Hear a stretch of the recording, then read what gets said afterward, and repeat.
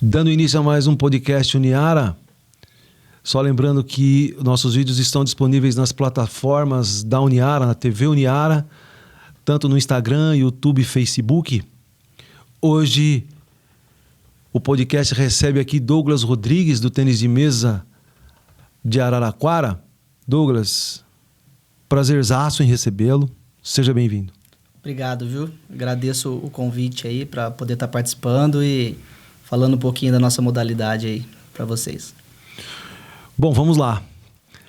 Douglas, como começou a sua história no tênis de mesa, né? Porque a gente sabe que é um esporte pouco visto, muitas vezes pouco lembrado do ponto de vista clássico. Como é que você foi parar no tênis de mesa? Como começou a sua história? Bom, vamos lá. A gente brincava no clube, no SESI, aqui em Araraquara, em 98, final de 98. E brincava lá, lazer total, assim, não sabia nem o que era a modalidade, né? E aí um dia teve uma apresentação da antiga equipe da cidade lá, fizeram uma apresentação. Se eu não me engano, foi numa época que teve a apresentação da TV Futura aqui em Araraquara, algo assim. E fez essa divulgação lá. E eles convidaram para participar dos treinamentos. Em primeiro momento, alguns foram, eu não fui, de início. E aí, em 99, exatos 17 de maio de 99, foi meu primeiro treino nas escolinhas da prefeitura. Entendi. E aí você começou a se afeiçoar ao esporte, e depois você foi para a universidade, você fez um curso de graduação, e você se especializou em tênis de mesa, foi isso? Isso. Aí eu pratiquei, até eu entrar na faculdade, também não tinha pretensão nenhuma. Era tudo mais difícil antigamente, né? Tudo muito difícil, muito caro, né? E em 2004, quando foi a época de eu sair do ensino médio para a faculdade, apareceu a oportunidade que ia ter um desconto, porque a gente estava na modalidade esportiva ali e tal. E meu pai, você quer? Vai embora, vai que eu me viro aqui. E eu entrei na faculdade, meio sem intenção, não tinha programação nenhuma para isso, né? E entrei, me formei e logo no final da faculdade abriu concurso para professor das escolinhas aqui em Araraquara. E eu prestei, passei. Eu me formei e depois de 2 meses chamaram no concurso. Foi muito automático, assim. Acho que era pra acontecer mesmo, né? Sim, sim. E tô lá até hoje. E aí você começou a participar das competições. Como é que foi essa transição entre você jogar por lazer e jogar por esporte competitivo? Então, a transição para mim não foi tão difícil, porque eu acho que de todos os esportes que a gente praticava, eu sempre fui praticar muito esporte. Nunca fui profissional em nada, mas sempre pratiquei futebol, vôlei, lá no clube. Ficava o dia todo lá, né? Só que tinha o espírito competitivo. A gente brincava, mas era competição brava ali, né? Então, quando eu fui para a modalidade, comecei a treinar e ir para os campeonatos, eu já tinha esse instinto de competidor, né? Eu acho que isso aí facilitou bastante para eu me manter. Porque chegar, é fácil você chegar, mas você se manter por muito tempo, nem sempre você vai ganhar. Você perde, você se machuca, às vezes você perde a vaga para alguém, isso é natural no caminho, né? E se você não tiver esse espírito competidor, esse espírito de luta, às vezes você acaba abandonando, né? Então, eu acho que isso me favoreceu muito. Entendi. E assim, e as competições que acontecem do ponto de vista do tênis de mesa? Existe um campeonato araraquarense disso, regional, depois estadual. Como é que é organizado isso? Como que vocês participam dessas competições? Tá. Hoje existe no circuito principal do tênis de mesa, existem as ligas, que são as ligas regionais, né? Inclusive tem uma novidade aí, depois eu vou contar. Quentinha, hein? Então são as ligas, que elas são por regiões, várias regiões têm, cada um tem a sua. Existe os torneios da Federação Paulista, Federação do Estado de São Paulo, né? Que são os campeonatos paulistas. Existe os Challenge Plus, que eles são interestaduais, eles são unificados tanto a parte do Campeonato Paulista quanto outros estados podem participar, como a gente também pode participar de outros estados. E existe o circuito nacional, que chama TMB Platinum hoje, que ele tem 4 etapas no ano. São 3 etapas do Platinum, mais o Campeonato Brasileiro Interclubes, que é no final do ano. Eu estou vendo uma medalha do TMB Platinum ali. Essa é uma competição importante do ponto de vista do tênis de mesa? Essa é do Campeonato Brasileiro, a maior competição que tem. Né? Foi da categoria Absoluto C que eu ganhei no ano retrasado, 2021. Eu fui campeão do Absoluto C individual. Entendi. Essa liga que você falou aqui da região, quais são as cidades que participam? Então, a liga normalmente não é uma regra, tá? Você pode participar de qualquer liga do estado. Mas ela é mais ou menos dividida por regiões. Então, existe a Liga Oeste, existe a Liga Paulista, que é em Piracicaba, existe a Liga do Vale, que é do lado de São José dos Campos, Jacareí, existe uma liga do lado de Marília, e agora vai existir, né? Já existe porque já está legalizada a nossa liga também. Né? Aqui de Araraquara? Exato. Da região nossa, né? Que eu ok. vou fazer inicialmente em parceria aqui entre Araraquara e Gavião Peixoto, que eu tenho um bom contato lá, eles gostam muito de esporte, então o vice-prefeito lá já deu também o sinal verde para a gente iniciar o projeto lá.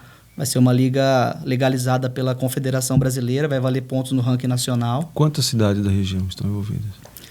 Então, da região aqui a gente pretende abranger pelo menos aí umas 30, 40 cidades, né? Considerado. Mas não impede de vir de outras regiões jogar, porque hoje é um circuito todo interligado. Ligas, federação e confederação é tudo dentro de um sistema só. Todas as vale pontos para o ranking nacional. Então, quem joga liga faz pontos, uma pontuação menor do que um campeonato brasileiro, mas vale pontuação para o ranking nacional também. Entendi. Entendeu? E depois dessas ligas saem para disputar o campeonato estadual? Então, na verdade, todos podem participar. A gente até o presidente da federação, o Fábio Matos, assumiu a federação ano passado. Ele está reformulando bastante coisa. É um cara que foi o que iniciou a Liga do Vale. Hoje é uma das ligas mais estruturadas do nosso estado, é a Liga do Vale. E agora ele é presidente da federação. Ele está reformulando também esse sistema de disputa. Porque, assim, todos podem participar do Campeonato Paulista hoje, né? Como do circuito nacional, não é classificatório, né? Mas existe uma pontuação nacional que chama pontos de rating. Esse ponto de rating, cada atleta tem a sua pontuação. Tá? Se ele participa da liga, tem uma determinada pontuação. Se ele participa de um campeonato estadual, tem uma outra pontuação. Se ele participa do brasileiro, e aí soma tudo, é isso? Exato. Você vai formando... Exato. Existem 2 pontuações, que é a classificação por categoria. Tipo, eu jogo um torneio, eu vou ganhar... Fui campeão, eu ganho 100 pontos. Tá? E existe a pontuação de rating, que é a pontuação do atleta, que ele carrega para ele. Sim. Então, quanto mais jogos eu ganho de atletas mais fortes, eu ganho mais pontos pessoal. Atletas mais fortes que você está falando é os que estão na ponta do processo. Tá? Isso, e de pontuação. Um exemplo, eu tenho 1.800 pontos, certo? Se em algum torneio eu vou jogar com o Goiama, por exemplo, que ele tem 3.000 pontos. Não, só para você entender. Não, eu estou entendendo. Que ele tem 3.000 pontos. Se eu ganho do Goiama, eu ganho 500 pontos. Entendi. Se o Goiama ganha de mim, ele ganha 30. Porque é uma vitória previsível e essa pontuação faz a diferença lá no Campeonato Brasileiro dos Nacionais. Quem tem pontuação maior entra melhor nas categorias, se classifica antes, pega a chave mais fácil. Entendeu? Então o pessoal joga o máximo de torneio possível para subir o máximo a pontuação pessoal dele. Entendi. Entendeu? É um pouco complexo o sistema. Não, deu para perceber. Perguntar alguma coisa, Fagner? Você citou o Goiama, hoje ele é assim, o mais conhecido mesa-tenista do Brasil, se bem que teve o saudoso Cláudio Cano, que era mesa-tenista na Olimpíada, e depois a gente ouviu, acho que por causa disso, se eu estiver enganado, você me corrige, claro. O crescimento da modalidade é fato? Olha, eu não cheguei a acompanhar o Cláudio Cano, né? Mas o que o pessoal conta é que se infelizmente não tivesse acontecido a tragédia com ele, dele ter perdido a vida ali próximo da competição, que seria um dos nossos jogadores extraordinários que o Brasil teria, né? Mas dali para frente o Hugo assumiu muito bem ali a ponta, né? E participou aí de 5, 6 Olimpíadas como atleta, mas 2 como técnico. Então, sem dúvida nenhuma, eu acredito, dificilmente como nome da modalidade alguém consiga superar ele, assim, né? Apesar da gente ter hoje o Hugo Calderano, que é um menino de 20 e poucos anos aí, número 5 do mundo, né? Colocou nossa modalidade aí respeitada no mundo todo, mas o Goiama é porque me parece, né? Me corrija também se eu estiver errado, porque ele foi um dos pioneiros, não é? Assim, que na verdade é pioneiro no que eu digo de elevar o nome do tênis de mesa, né? De jogar o tênis de mesa na Olimpíada, de ter classificação, de ter participar de várias competições, não é? Não, com certeza. Tivemos, assim, anteriores, né? Betinho, inclusive é daqui de Franca, o filho dele é um amigão nosso também. Biriba, que foram grandes jogadores, ganharam de jogadores de nomes aí do circuito mundial, mas eu acho que visivelmente, assim, a partir do Goiama que a modalidade começou a ser mais difundida, mais aparecer mais nas TVs também, né? Sim. O nome a partir do Hugo aí. E eu acho que também pela pessoa que ele é, não só profissionalmente falando, né? Que é uma pessoa que só traz coisas boas para a modalidade, né? Nunca teve nada negativo dele, ninguém tem nada negativo para falar dele, né? Não, com certeza. Até porque também a vida pessoal é uma e a vida do esporte é outra. Com certeza. Tem nada a ver uma coisa com outra. As pessoas confundem as coisas. Não devemos confundir isso, né? Então, assim, mas você acha que vem crescendo o número de praticantes no tênis de mesa nos últimos anos? Vem, com certeza, né? E essa integração que a confederação fez foi muito inteligente, porque antes era tudo muito separado. A confederação tinha as competições deles, a federação tinha as competições dela, quem queria fazer liga fazia, não era legalizada, fazia torneios, né? E hoje eles interligaram tudo. Existe uma liga brasileira, existe uma confederação brasileira do tênis de mesa. Confederação Brasileira de Tênis de Mesa. E os estados têm as ligas. Os estados têm as federações e dentro das federações existem as ligas regionais. Que é uma ligada à outra. Tudo ligado às federações que são ligadas à confederação. Então eles criaram uma pirâmide ali estrutural do esporte e, tipo assim, todos esses praticantes são cadastrados no sistema da confederação. Então, hoje a confederação aí deve ter aí seus 5 mil, 6 mil cadastrados, eu acredito. É um número considerável, Considerável, né? Considerável. Entendi. E você acha assim, porque assim, popularmente, né, no Brasil, o tênis de mesa, ele é conhecido como ping-pong. Sim. Começa a parte do lazer aí, né? Existe uma fronteira, então, entre o ping-pong, que é o lazer, e o tênis de mesa, que é o esporte. Não é isso? Antigamente tinha um preconceito muito grande. Para quem jogava tênis de mesa, falava ping-pong, né?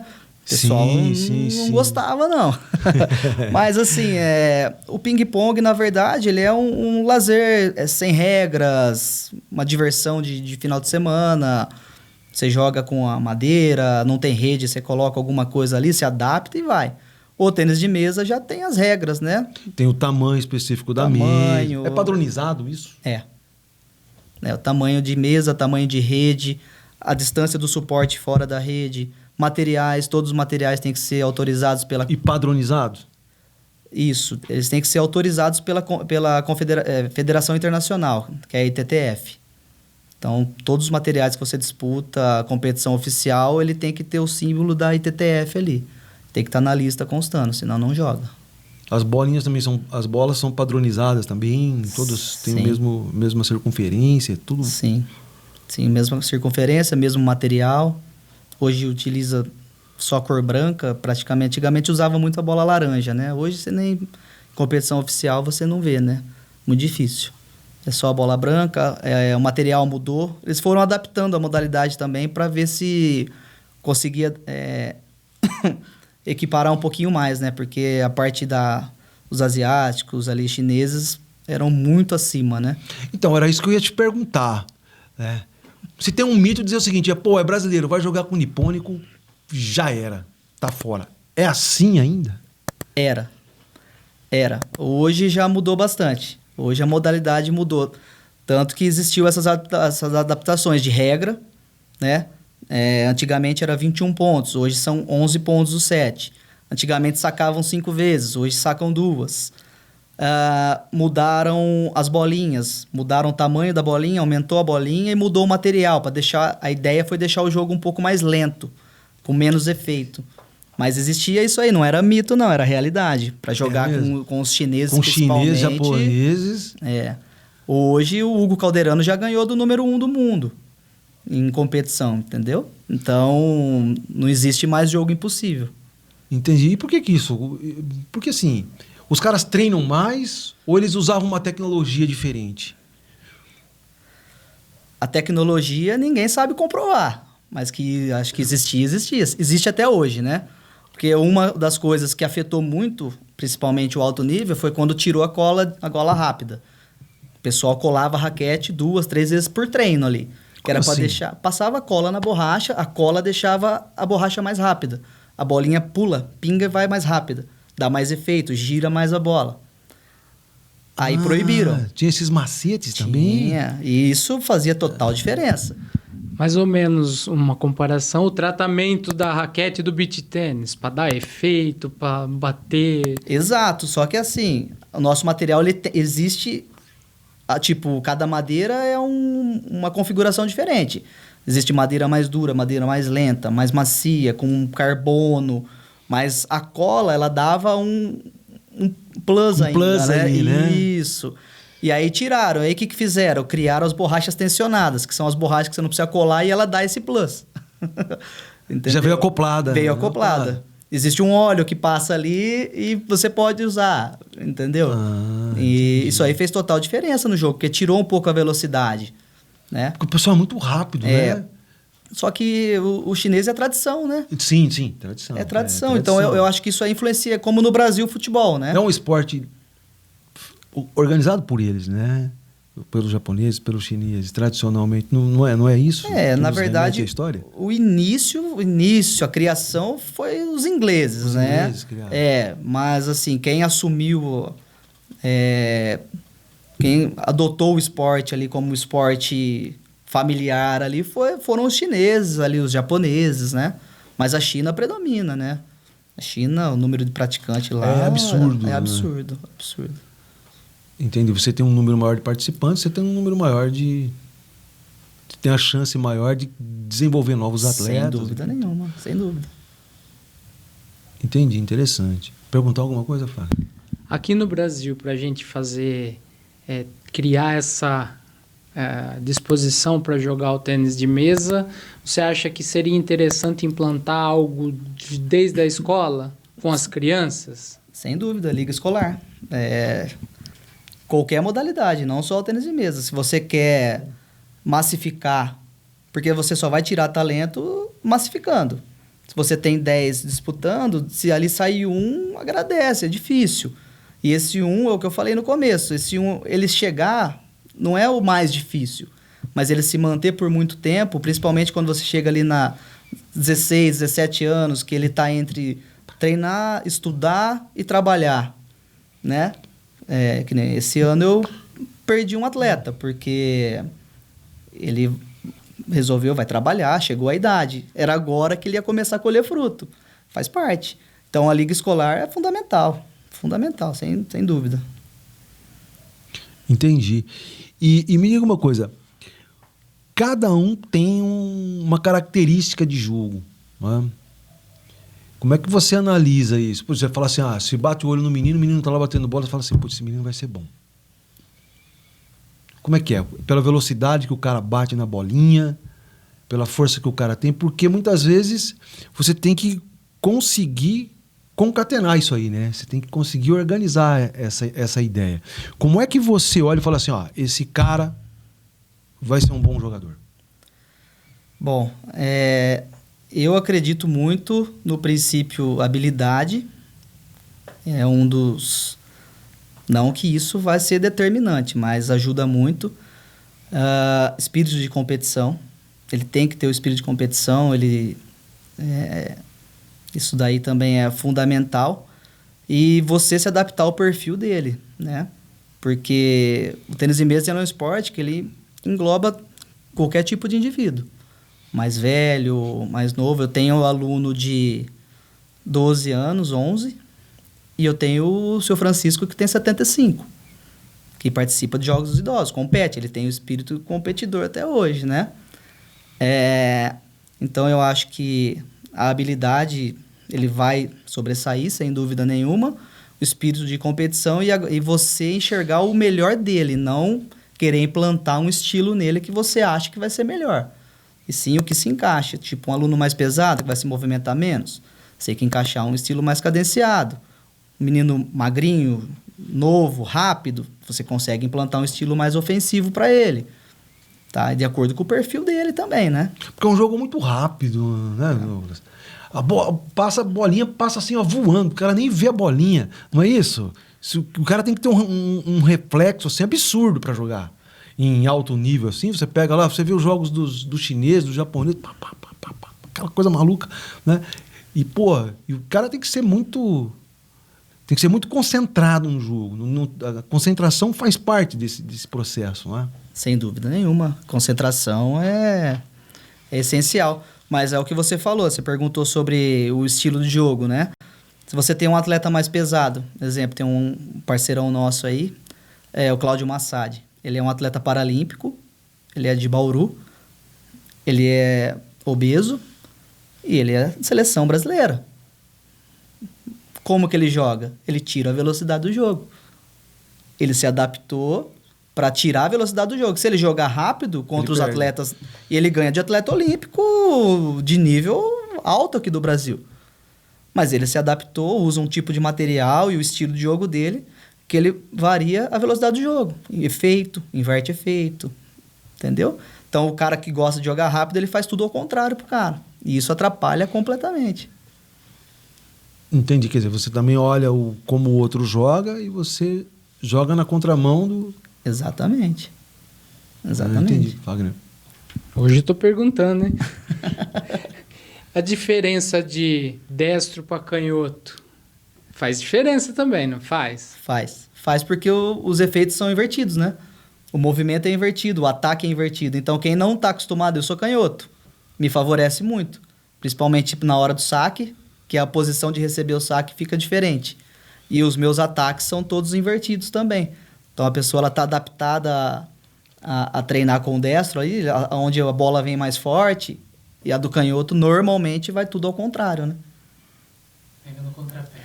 E o próprio ataque, o efeito vai invertido também. Isso aí faz a diferença, né? Um pouquinho que a bola vai fora do seu normal, se o atleta não tem esse instinto de adaptação rápida aí, o jogo é muito curto, né? Ele não consegue. Quantos sets tem os jogos? Nacionalmente, a gente joga em melhor de 5 sets. Internacional, antigamente era só melhor de 7, né? Aí agora eles estão fazendo uma parte melhor de 5 sets, que são ali as primeiras eliminatórias, e depois que vai para a chave principal, melhor de 7 sets. De 11 pontos. Sim. Hoje em Araraquara, você estava comentando comigo lá em off que tem uma estrutura legal para trabalhar com o tênis de mesa aqui. Quantas pessoas treinam com você aqui na cidade? Então, hoje, no meu horário de treinamento, eu tenho ali cerca de 15 pessoas.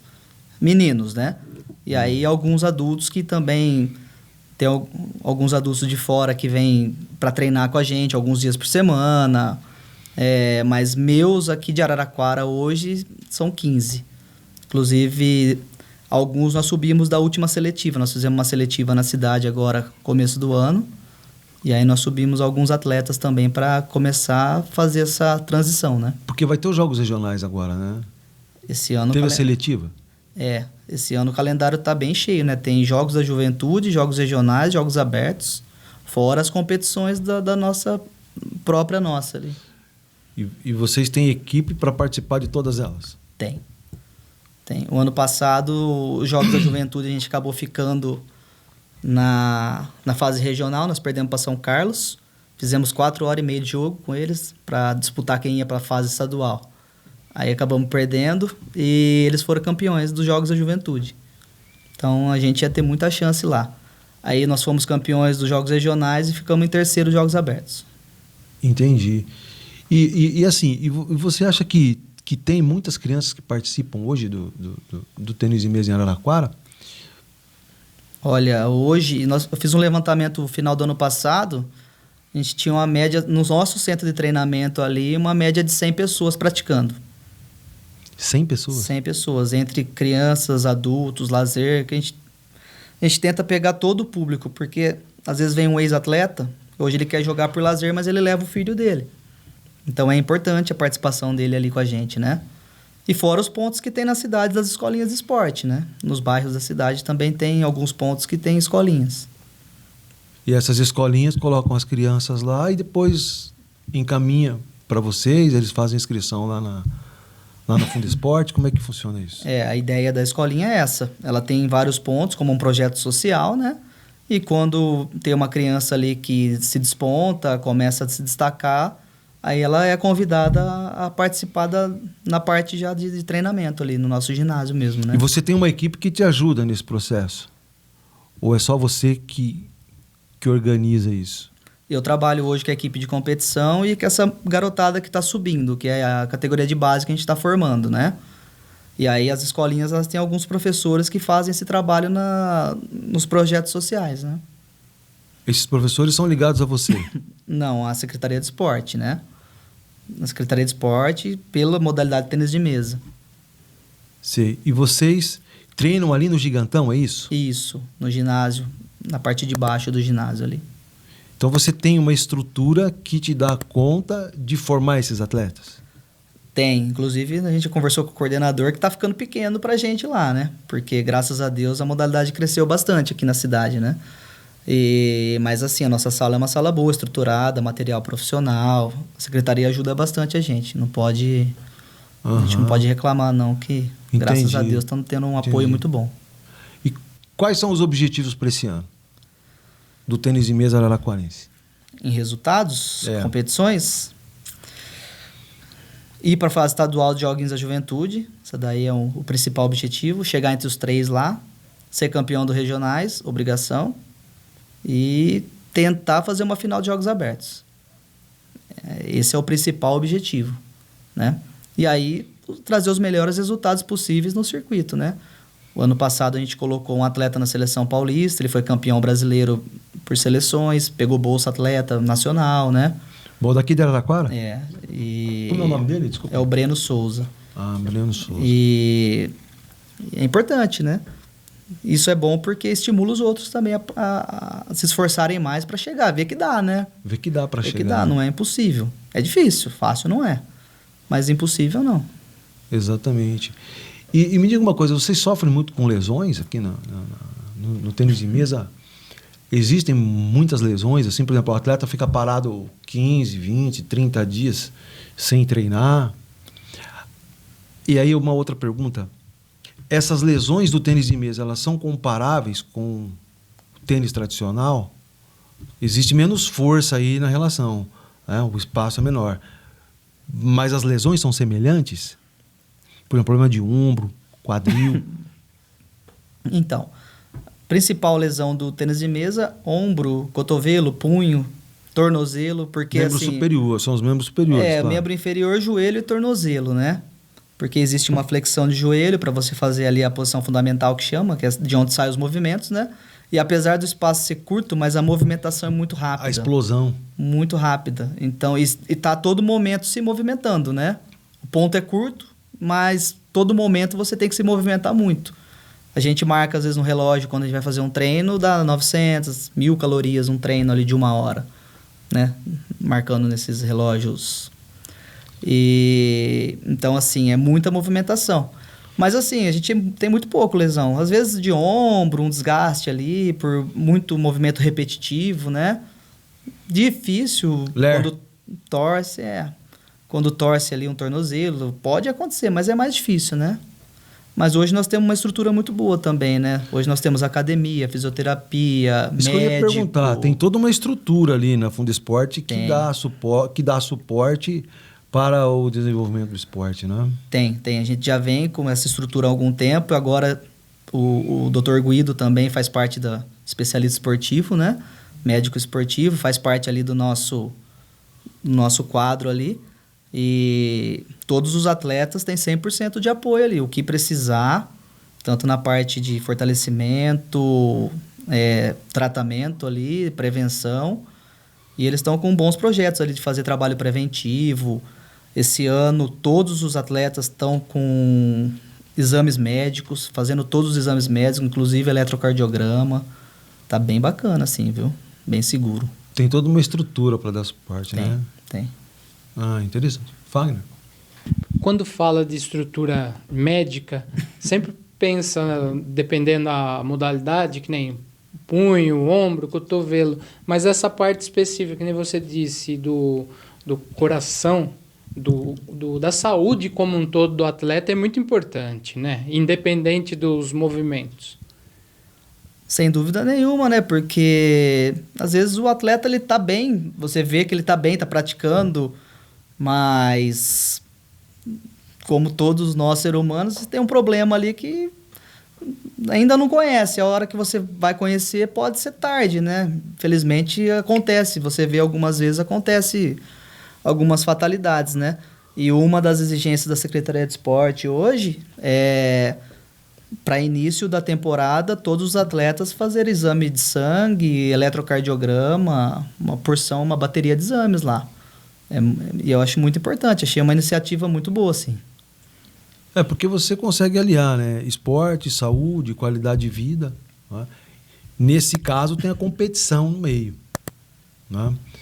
E você sabe que o ambiente de competição é um ambiente que o cara precisa ter um suporte psicológico muito forte, no sentido de mentalizar o jogo, de ganhar a partida. Nesse caso, como é que o atleta do tênis de mesa se comporta? Ou seja, a mentalidade dele fala assim, não, tu perdi esse set, mas agora no próximo eu vou virar o jogo. Como é que é isso? Antes de eu responder, deixa eu corrigir, senão depois o Stanley vai ficar bravo comigo. Temos um psicólogo também.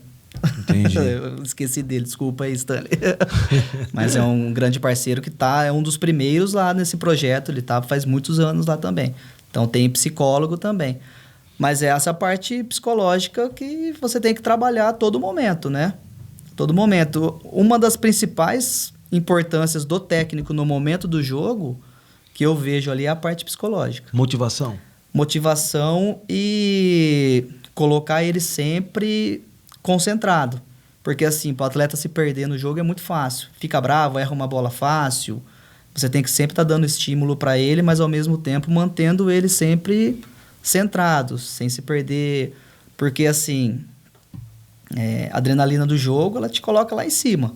Mas no tênis de mesa, para você pensar, você tem que equilibrar adrenalina alta e concentração. Então não adianta um atleta que ele é muito pilhado, muito ativo, ele não consegue se concentrar para fazer uma boa jogada, para pensar na jogada. Então, mas aí você entrou num ponto interessante. Porque assim, você como treinador, fala assim, o sujeito vai jogar lá contra o Fagner. Mas você traçou o perfil do Fagner. O Fagner joga assim, o Fagner joga assado. Quer dizer, quando o cara vai jogar com ele, quem vai jogar já sabe, esse cara é mais velocista, esse cara joga mais lento. Já tem o perfil dele traçado, né?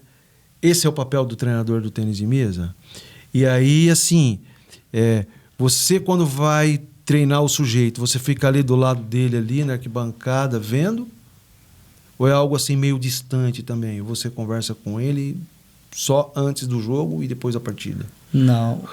O técnico, ele pode ficar na área de jogo atrás da mesa do atleta ali, né? Antigamente, você não podia falar nada durante o jogo. Hoje, você, nos intervalos dos pontos, quando o atleta está buscando a bola, limpando a mão na toalha, ali você pode falar algumas coisas para ele, né? Dar algumas dicas.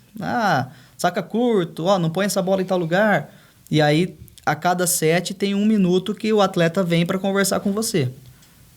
Né? Entendo, mas você tem, como treinador, você tem o perfil do adversário em mãos. Exato, você tem o perfil. O atleta também tem, né?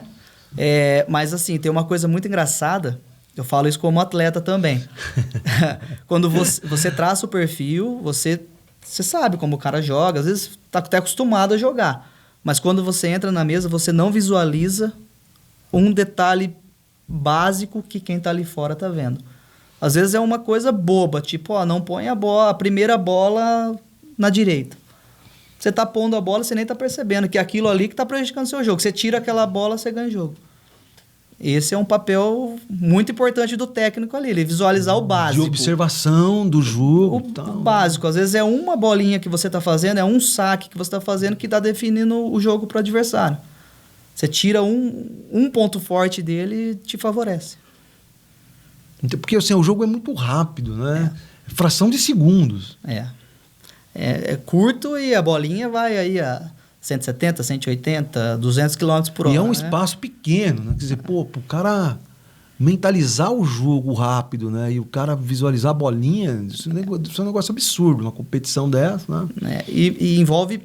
O tênis de mesa ele é o segundo esporte de raciocínio, só perde pro xadrez, né?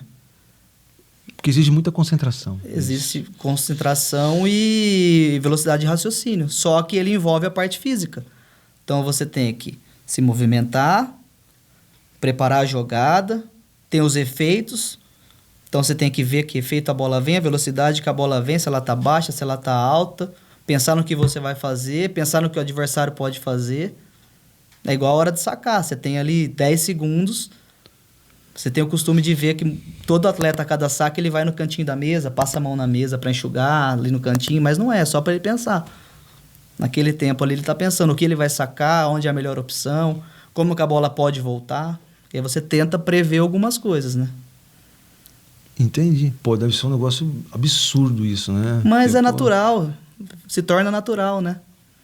Para quem trabalha no dia a dia, né? Eu tô falando como leigo aqui, como não praticante, entendeu? Então, pra mim, eu fico lá vendo o jogo, aquela bolinha batendo, o cara batendo ali o tempo todo, fica um negócio assim, falo, pô, como é que o cara consegue, meu? Mas acaba, pra quem pratica ali, acaba ficando uma coisa natural. Você pensa naturalmente ali. Você pensa sem pensar, vamos falar assim, né? Automático. Entendi. Você vai criando jogadas, vai enxergando conforme... E nem eu falo para os amigos do circuito aí, né? Se quando a gente joga hoje a categoria sênior, né? Compete até hoje, mas se diverte, né? Eu falo, se a gente, quando era menino, tivesse a cabeça que tem hoje, nós tínhamos ido muito mais longe. Mas demora para amadurecer, né? Uma categoria de alto rendimento, dura quanto um treino? Assim, a média do treino. Depende muito da quantidade de atleta e o tipo de treino, né? Mas um treino de mesa de qualidade ali, se você não pode passar ali de 1 hora, 1h30, 2 horas no máximo ali, contando com intervalo. Porque senão você cai o rendimento também, né? Eu prefiro treinar mais intenso, numa quantidade menor, do que treinar um período muito longo, né? Mas aí depois entra a parte física, entra a parte técnica, né? Tem outros detalhes. Eu falo treino de mesa ali mesmo, a prática mesmo, né? E me diga uma coisa, e os patrocínios nesse esporte? Como é que funciona? Tem um pessoal que patrocina? Ou assim, o atleta é pronto, ganhou medalha olímpica, então vou patrocinar esse cara. Funciona mais ou menos assim? É assim? O sistema é assim que funciona? No Brasil hoje ainda a parte de patrocínio não é tão grande no tênis de mesa, né? Os atletas aí, ainda eu falo para os meninos aqui, eu falo assim, a gente está no céu aqui e às vezes vocês não valorizam o quanto a gente tem. Porque 90% de quem participa do circuito paga tudo. Paga tudo, inscrição, alimentação, e é tudo caro. Transporte, material. Hoje uma borracha de tênis de mesa, existe borracha aí que custa R$600. Você pega um atleta que treina todos os dias, dura 30, 40 dias. O Hugo Calderano dura 3 dias, né? Esse já tem um patrocínio, né? Agora, do circuito, assim, é muito difícil eles se manterem. E 10% ali tem o quê? Auxílio do Bolsa Atleta, que é do governo federal, né?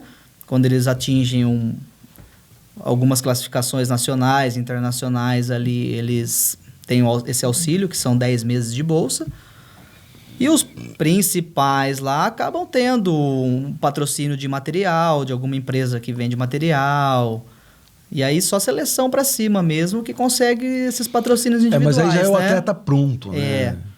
Pegar pronto, o atleta com pronto, com resultados, enfim, né? Mas é bem difícil. É bem difícil, assim. Tipo, hoje a gente consegue aqui em Araraquara se manter em alto nível, disputar competições grandes, que nem Circuito Nacional Paulista, pela Secretaria de Esporte. Né? A gente tem ajuda, tem a HR Imóveis, é um parceiro meu do Elinho, um grande amigo que às vezes ajuda com algum material, alguma bolinha que precisa. Está sempre tentando, né, um uniforme. Mas a grande despesa nossa, sim, é pela fundação, a Secretaria de Esporte ali, que é caro, não é barato. Né? E me parece que você treina também alguns alunos do curso de medicina da Uniara, é isso? Sim. Como é que é esse projeto aí? Como é que é esse trabalho? Esse projeto a gente começou o ano passado, eles me procuraram, convidaram para estar fazendo parte da equipe deles, dando treino para eles assim. E foi engraçado que a gente combinou que a gente tem ali 2, 3 meninas, 2, 3 meninos, tal, né? E tem dia que a sala tem 20 pessoas lá agora. Vocês treinam onde? Na nossa sala. Eles alugam a nossa sala lá na prefeitura? Eles reservam lá com a fundação e pegam um horário separado lá para eles treinarem. E hoje tem 20 pessoas lá jogando, meninas que não é fácil de aparecer, tem dia que tem 13 meninas lá dentro. Mais as meninas? A maioria que está aparecendo da faculdade, da medicina, são meninas, por incrível que pareça. Porque eles também têm os jogos deles aí, né? Tem. E eles participam, e tem a modalidade também, Tem. Né? Nós jogamos o ano passado, jogaram bem. Foi em Americano, legal. Eu fui lá, acompanhei eles.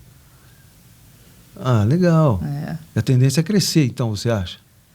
Sem dúvida. Agora, final de semana, agora eles têm um interclasse. Vai ter um interclasse, a gente vai estar participando lá também.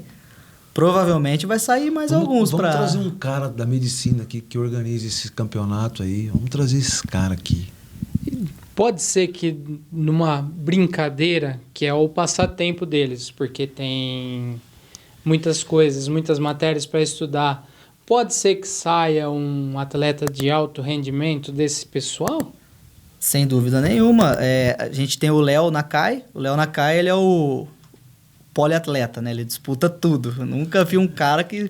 Ele me superou de quando eu era mais novo, porque eu gostava de esporte, mas ele, cara...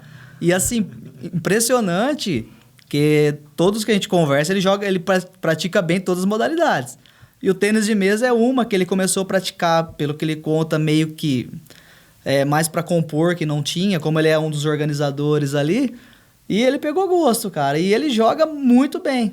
Ele joga tênis de mesa muito bem. E hoje ele é da equipe de competição do tênis da cidade. E ele é aluno aqui? Ele é da medicina. Da medicina. Mesmo assim. Dele? Leonardo Nakai. Legal. É um nome bom. Um nome bom pra gente trazer aqui. Depois eu te passo certinho. Gente finíssima, cara. E assim, ele estimula a galera, tá sempre...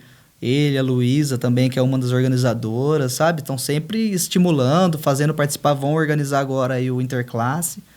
E pode sair sim. Inclusive, na seletiva, acho que 5, 6 meninas da Uniara participaram da seletiva para a equipe feminina de Araraquara, que hoje não tem na cidade, né? Mais difícil de aparecer e tal. E talvez vão iniciar aí um processo. É mais difícil aparecer meninas jogando tênis de mesa? É um pouco mais. Eu não sei o motivo, falar a verdade. Porque assim, é um esporte que, de boa, assim...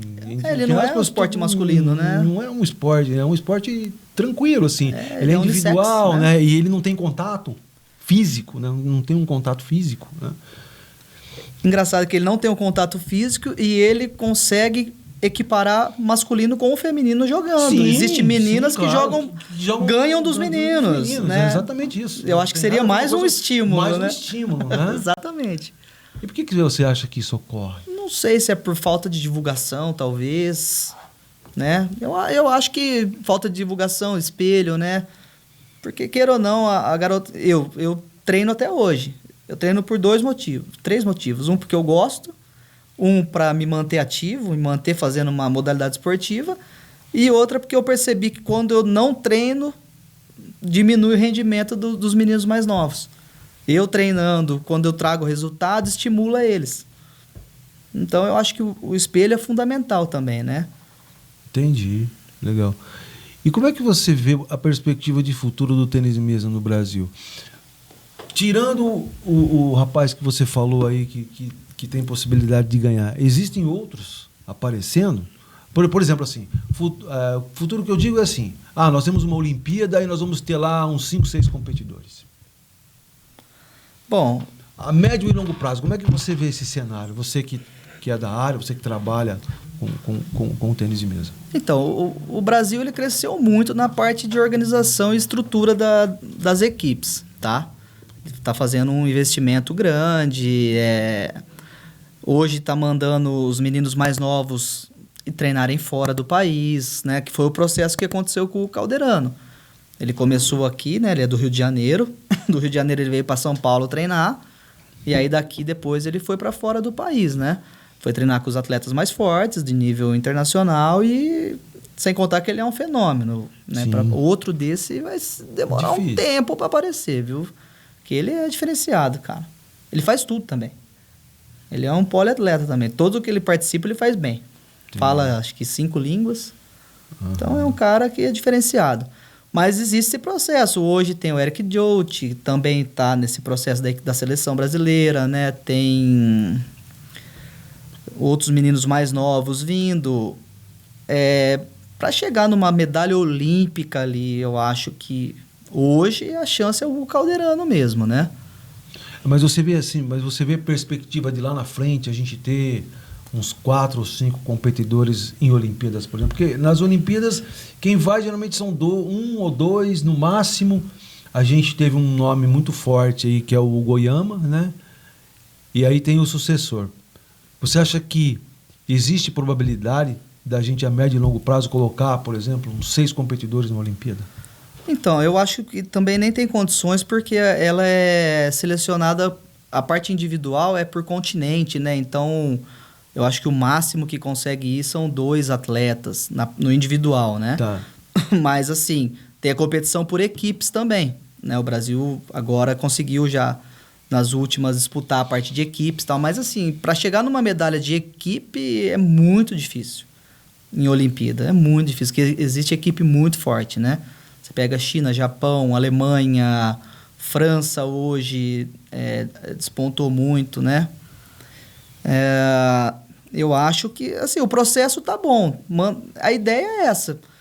Quanto mais jovem você pegar esse atleta, você descobrir ele, lapidar e colocar ele no meio dos atletas internacionais, a chance lá na frente vai ser maior de obter resultado, né?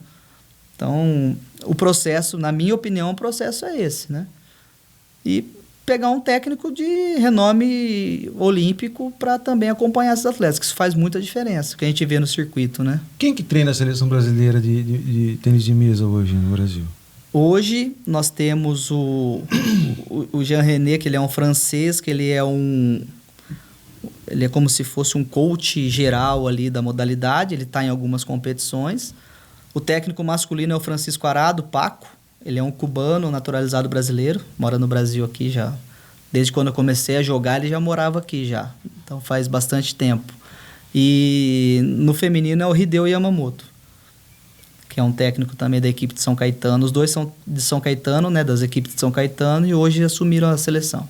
Me parece que isso é um processo meio que normal. Eu conversei aqui com o Sanioto, né, e a gente estava falando que quem treinava a equipe brasileira de ginástica era o Oleg, que era um ucraniano. E cresceu muito a ginástica olímpica, a ginástica artística, né? Deixa eu falar o termo correto aqui, senão ele me pega depois, né? Ginástica artística, né? E a ginástica artística teve um boom, assim, no Brasil. Me parece que trazer esses caras de fora para treinar aqui é uma receita legal, interessante, né? Porque traz experiência, traz outras motivações, não é mesmo? Então, a ponto de vista de crescimento da modalidade, você trazer técnicos e atletas pro Brasil é muito importante. Mas eu acho que, pensando em resultados, né, vamos falar extraordinários, né, como Olimpíada, Mundial, né, o Hugo Calderano, os 2 últimos WTT que chama, que são o circuito internacional, né, ele ganhou os 2 que ele disputou esse ano. Ele foi campeão dos 2. Aí ele subiu para 5º do mundo. Mas por quê? Porque ele está no meio dos principais. E disputa ali entre eles. Hoje ele joga uma liga japonesa, que praticamente é a segunda mais forte do mundo, né? Só perde para a liga chinesa, que eu acredito que logo ele vai estar lá se a China deixar, né? Vai essa questão também deles deixarem, né? Porque parece que o pessoal é meio fechado, não deixa. A China chega época de Olimpíada, some todo mundo, né? E eu não sei hoje, mas a China ela era assim. Supondo, Hugo Calderano, brasileiro, oferece perigo pra gente aí na Olimpíada. Eles criam um jogador do perfil do Hugo Calderano para ser sparring dos principais jogadores deles. Para a hora que eles jogarem com o Hugo Calderano, tá em casa. Tá em casa. Em casa.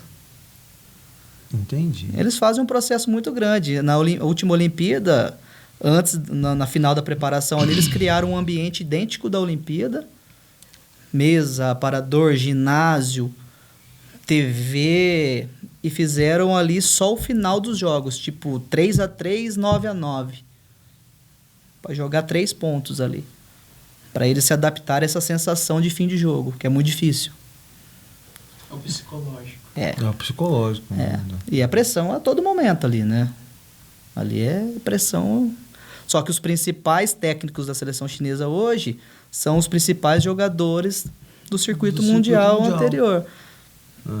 Fica um círculo vicioso, né? Fica só entre eles, né? Ali, né? Não, mas eu vejo... parece, né? Mas eu vejo como... Não, ali a China é fechado entre eles, né?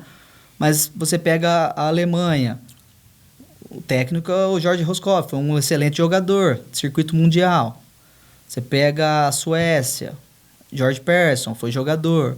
Então, todas as equipes que começaram a despontar são ex-jogadores de renomes de circuito, respeitados. Eu acho que traz a experiência dele de dentro do circuito, né, para o atleta.